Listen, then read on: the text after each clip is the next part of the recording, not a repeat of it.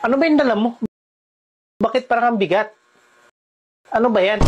May nagbigay sa akin ng grocery. Sino naman nagbigay sa'yo? Sa sobrang mahal ang bilihin ngayon, may nagbibigay pa sa'yo ng ganyan? Oo, tsaka mamahaling grocery pa nga itong binigay sa akin eh. Mukhang delikado na naman yan.